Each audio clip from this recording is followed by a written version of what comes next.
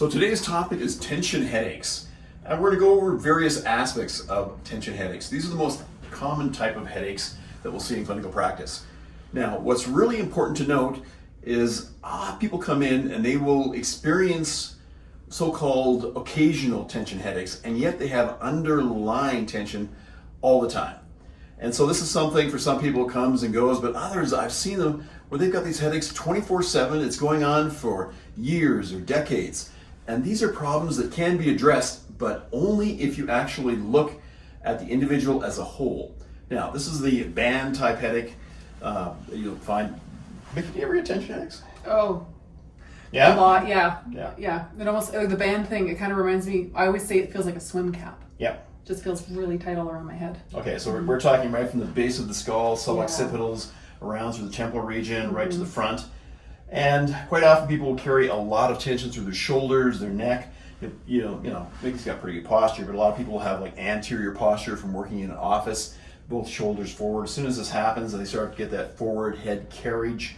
And for every inch or less that it moves forward here, you can increase the weight of your head by about 10 pounds. Creates a massive amount of stress along the paraspinals, the base of the neck here. And we also have to consider too, is this person grinding their teeth? They have bruxism. Has this been taken care of in a way that actually resolves the issue? How are they sleeping? And one point that is really, really important is quite often people don't realize that they're actually ramping up their nervous system, or they're becoming sympathetic dominant. Now, so they're going into a fight or flight response. So that means they're increasing the amount of cortisol in their system, a pro-inflammatory compound. It also means that their blood pressure is going up and they're under a lot of stress. And we will see this, and one of the really good indicators when we first start doing vitals with a person is you'll look at their respiratory rate. And the respiratory rate normally should be around, it could be 12 or 14, but we'll get people to come in and they're like 18, 22, really shallow breathers.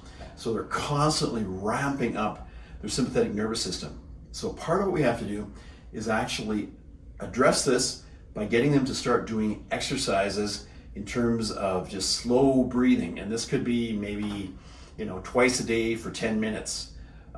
Mickey, what do you commonly see when you see people that are upper chest breathers?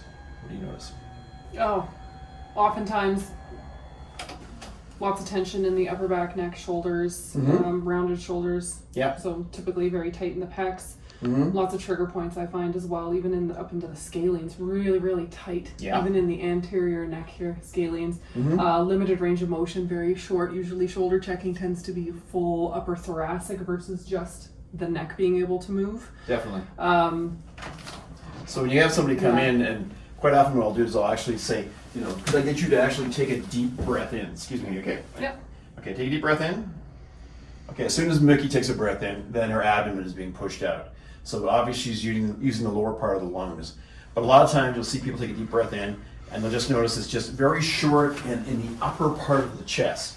Now that's a really good indication that they're a chest breather. And so this is really driving that pro-inflammatory reaction.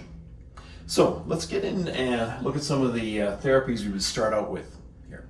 So when we first start doing therapy, we want to get in, we want to palpate the area and see how much tension there is. A lot of times through the traps, the rhomboids, posterior here, we'll find a lot of tension, work our way up the neck here, and as Mickey mentioned, could be the sternocleidomastoid or the scalenes, whatever amount of tension. Any kind of tension here is just going to pull a head forward. But also make sure you're really checking out the base of the skull here, the suboccipital area. A little bit of tension there. Mm-hmm. Okay, so I'm just going to do a couple pass here. I'm not going to go through the whole protocol in terms of what we do, and this protocol will change depending upon what I find with the individual. Sometimes you'll see some of our videos and I show you all the different types of moves you can do in a particular area. Realize that if I don't find tension on that particular structure, I'm not going to, just randomly go through and, treat every single one of those structures. I'm going to, be very directed. So I'll just show you a couple here. Okay, so I'm going to get you to just reach out here. Take your arm down, there. Drop your head down. Good. Okay, you got a little bit of tension here, so that's why I'm focusing on this. You okay? Oh yeah. Feeling that quite a bit? Yes. Okay. Bring that down a little bit here. Good. And just as you need to treat the individual, you need to realize that as you're treating them, you need to feel that particular structure you're on start to change. It may be very tight and contracted, and then it'll start to soften and it will change. Now, previously I talked about breath. So Mickey, I want you to take a deep breath in and let it out very slow. Good. So as I'm treating you here, continually I want you to take deep breaths in and let them out very slow. You okay? Mm-hmm. Good. You will find that we're hardwired for releasing tension as long as you can use the person's breath to tap into the parasympathetic nervous system. It's starting to let go right now. Mm-hmm. Yeah. Good. Okay, more on the shoulder here. Just make sure your shoulder blade's moving pretty good here. Otherwise, I would try and get it to release a bit more there. Good. I'm going to get you to, and obviously I'm going to check both sides of the shoulder here. I'm going to get you to lie on your back, please.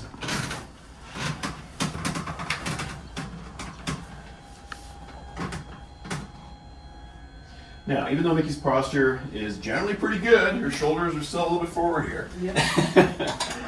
So one of the things we do is we look at the carriage of the shoulder and make sure it can actually drop right back. So pectoralis minor, major, but also subclavicular muscles here, really, really important. When you're going through these regions, whether we're dealing with a shoulder issue or we're talking about tension headaches and releasing tension all the way up the neck, base of the skull here, just take a person's hands and feel them. Okay, good symmetry here. In terms of temperature also, both your hands, one's not radically colder than the other, anything like that. But sometimes when you're palpating patients, you'll actually see that there's quite a difference in there. And so you'll get in and you go, okay, I'm gonna work my way up into the pectoralis minor, and I notice the scalenes are very tight. I notice the subclavius and the collarbone is very tight. This is basically going to close down that tunnel and it's going to affect circulatory function. And so they may not have thoracic outlet syndrome, but you may notice that it's affecting things more in terms of at a functional level. So with your shoulders forward like this, let's do a couple passes on the pets here. Doing okay? Oh yeah. Okay, no problem there? You got that classic look on your face? Yeah. Yeah, a bit of tension there. Now we talked about subclaviculars. If I go over to the collarbone, are you kidding me? Oh, yeah. That's pretty tight there, isn't it? Oh my goodness. Yeah. Ooh. So the pecs may have been tight, but that subclavicular, that is not happy. Okay. Okay, now take a breath in. Deep breath in. And just let it out. Good. Doing okay there? Good. Deep breath in. And out. Good. Go. Just get a little bit of circumduction in there. Not too hard. Okay. Doesn't really hurt that much now, does it? That's fine now. No. It's tolerable. Right. But it was your breath that yeah, actually made that release. I held my Okay. breath when you first started. Right, Yeah. exactly. So between major, minor, Yeah. start getting into subscapularis, subclavicular, and then I work my way around it. So let's move up to the neck a little bit here. So when we actually do get up to the neck here, it's really, really important that we do some targeted myofascial release in very, very common areas. And we checked, it's really to check the jaw here too. Open your mouth there. Okay. Too bad. But masseter is a common offender of perpetuating these headaches, so is the temporalis muscle closed down. There. Open again. And a little bit of tension there. Not bad though. Open again. So we'd also check things interoral if we had problems with bruxism, grinding, or jaw deviation. Okay, good. Let me just see here too. Pull this down a little bit for you. Come back a little here. Thank you. I'm just gonna, okay, so oh, you're a great model. Your SCM just pops right out here. Yeah. Okay, so I'm just gonna take this down there. You okay? Oh yeah. Okay, good. And you actually do hold a bit of tension in your sternocleidomastoid. Now here's one of the really big ones. And that is when we start moving over to the base of the skull. We look at the occipital frontalis. So we're talking about right from the base of the skull, right underneath the scalp, all the way to the front. Now we start getting underneath, and we start getting into areas that are almost like a fascial thickening. If we were to put on a different hat, we were doing acupuncture, we'd be looking at gallbladder 20. A little tender right there? Yes. Yeah, right there. Now, what's often missed with a lot of the fascial work here is they may get in and they work all the way along the suboccipital region where there's very high neurological input. But what they will do is they will actually forget to get more up in the occiput there, grab a bit of the hair there. Are you okay? Mm-hmm. It's not too hard? Oh, that's good. Okay, and it's just more of a traction there. So what I'm actually doing is I'm working on the scalp because it's the only way that I can actually access the occipital frontalis. Good. And then I'm going to check and I'm going to see how rotation is. Okay, so you're going really good on this side? Yep. When I go over here, Nope. you're just sticking right there. Little stuck. Okay. Are you okay with me adjusting this area? Oh, yes. Now, something I want to point out here is that not everyone wants to get their neck adjusted. I think it's a really effective form of therapy, and I do it all the time. But if the person would prefer to have mobilization, there's lots of techniques I can do to loosen this up too, such as this. This is a mobilization procedure. Okay, but let's see over here. In Mickey's case, no, I'm letting go. You okay with me adjusting the area? Oh, yes. Okay, drop down. Good. One more time. Back over. Good. Again, back down. Thank you. Oh. There we go. Okay, so what's also important in terms of getting rid of tension in the neck is actually releasing the upper thoracic region of the spine. So our goal here is to restore movement, reduce nerve irritation, and there's really good peer-reviewed research on this showing that as you release that thoracic region, you will have a huge effect on neurological function through the whole neck, the cervical region. Okay, so if I was here working, I would go through a protocol based on what I found in the individual, but you've got to make sure you're working on the shoulder, the neck, all the way up into the jaw and around. So there's a couple acupuncture points I want to mention as part of a fascial protocol, and I think it's really important to tap into different points. If I was doing a full fascial expansion protocol on the jaw here, this would entail probably 6 or 7 points. Now, for example, if we get to the masseter muscles here, and we actually go 1 finger width anterior and superior to the mandible, in the angle of the masseter, we'll get a point right here, which is stomach 6. Feel that, Mickey? Mm-hmm. Okay, so don't just get in there and kind of gently massage it in one direction. Move in multiple directions. And because we're talking about fascia here, and 10 times the neurological input as compared to standard muscle, it can have a huge effect on the area. We're going to just kind of roll it. We're going to move, work our way right around. Doing okay there? Mm-hmm. Okay, another one which is really, really effective is right at the base of the skull. So we went back in here before, but if we're right here and we go here, sternocleidomastoid muscle, and if we get on gallbladder 20, it's the base of the skull and depression between the sternocleidomastoid, the SEM, and the trapezius. And we'll get right up in there. Feeling that quite a bit? Yes. Okay, that one's actually a lot tighter on you. So we'd always do this on both sides, bilateral. Good. And same sort of thing applies. Anytime we're releasing these points, if you notice that the patient has, their chest breather, fast respiratory function, get them to start to slow that down even while you're treating them. And you're going to find that what you could achieve in 10 minutes would have taken you forever if you hadn't actually combined this with breath. So one very important factor we need to discuss is exercise. No matter how good the therapy is, you have to prescribe exercises that are going to be effective. Mickey, what would you consider to be some of the key factors in terms of exercise prescriptions? Well, I would say showing the patient what to do is the biggest thing, not just explaining to them. So The great thing is we actually do have a video that we have made about postural correction, so you can even check out those and see if there's some that you'd like to prescribe. But making sure your patient actually understands how to activate the muscles properly, making sure they're activating the correct ones. It is. And actually, you mentioning that, I'll put the link into the video on there, so you can just scroll down, take a look. You'll see the link to the exercise video in terms of postural correction. But I'm also going to put in there some strengthening exercises too, so it's probably going to be one in posture correction, one that has more strengthening. And a real key one, I think, for a lot of people is actually shoulder or scapular activation. Yeah, definitely. So there'll be 3 videos that actually relate to this. And I think it's really important, as Mickey was saying, that it's not just a matter of, okay, here, take the video. You need to discuss it. You need to get into it. I mean, this is very, very important.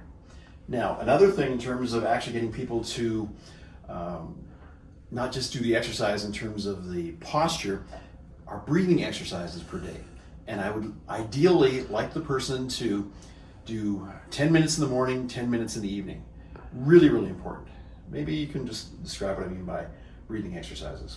Well, how I found what really helped myself with breathing exercises, because I was noticing that I would kind of use a little bit more of the upper breathing. Mm-hmm. So to really help out with myself is hands on the stomach. So really making sure that you are actually engaging the lower portion of the lungs. Yeah. So by using something that you can feel. So placing your hands and allowing your stomach to remain soft is a big thing. It's not always about clenching. It's not always about keeping it tight. Mm-hmm. You want to have a soft stomach. And then when you are breathing out, you are thinking of expanding a balloon.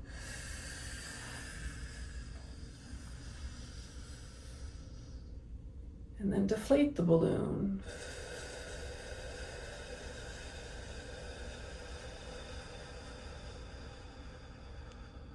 But really focusing on the lower portion, not bringing the chest up.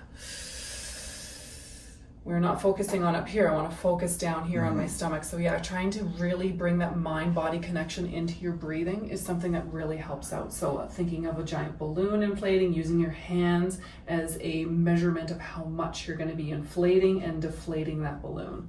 That's what I find helps. No, so you're talking about maybe a 5 to 6 repetition ratio per minute, so only 5 to 6 breaths. Yeah, really slow it whereas down. normal breathing, like I was saying before, would be 12, 14, somewhere in that ratio. Yeah. And that will really tap you into your parasympathetic nervous system. So almost immediately, your blood pressure will start to drop. Cortisol levels that drive pro-inflammatory reactions will decrease. And it's wild because sometimes you'll do the right therapy, you'll do the adjustments, you'll do everything, and people will still continue to have tension headaches. And then you get them on breathing exercises. And all of a sudden, it's like this switch. And they start to sleep better. Things start to change. Speaking of sleep, really, really important. But one of the things that I'm going to suggest is that you actually take a break from your technology from 10 o'clock at night till 6 in the morning. Okay, and people go, no, I can't sleep, so I start doom scrolling all night long. I mean, come on, guys. You're getting 3-4 hours of sleep a night because you watch 482 videos in a row or some crazy thing. Yeah. So really, really important. While we're on the topic of pro-inflammatory activities, let's talk a little bit about diet.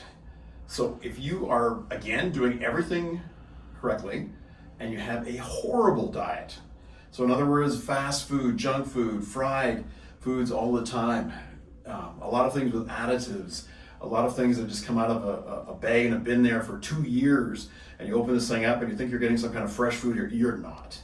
Okay, so eating green leafy vegetables, things that actually still have high levels of antioxidants, getting an adequate supply of protein. Most people don't get enough protein, especially people that are getting older. You actually stop absorbing protein very well. Getting good sources, so whether it's vegetarian or fish, you want to make sure that your sources are really good, not added with a lot of antibiotics and hormones. So these are really, really important things. Also, supplements sometimes can actually help to reinforce your diet. Most of your stuff should come out of diet, and it's really, really important. But for some people, there are also certain food things that may drive those inflammatory pathways. Could be nightshades. I think you were mentioning that, Yeah. Mickey. So nightshades, may not think that the tomatoes are a problem, or potatoes, or eggplant, or these things. If you notice you start getting more headaches after this, just be conscious of it there. So Mickey, you got a few other suggestions too in terms of diet that I think are really, really important. Alcohol, caffeine, you're talking about hydration. Yeah, so your alcohol levels obviously it can affect your brain. They're vasodilators, so that can also give you headaches as well. So how much alcohol consumption that you're having within a week. And then caffeine is a big one too. So typically around 40 milligrams is the amount of coffee that you should be drinking in a day. 40 milligrams. Now check the back of your green tea bag, check the back of the black tea bag, and there's a lot of caffeine. Caffeine is caffeine no matter the source. Actually, not quite. Not quite? No. Why I say that Yeah. is we have, for example, we go into certain cultures and we take the Ethiopian culture. Yeah. What they do is they take green beans, they roast them, and they grind them, and they have it immediately. Oh, perfect. You get no headaches, you get no problems there, it doesn't affect your sleep whatsoever. Amazing. So it's a really interesting thing. In terms of oxidization, Yeah. it actually can affect things radically.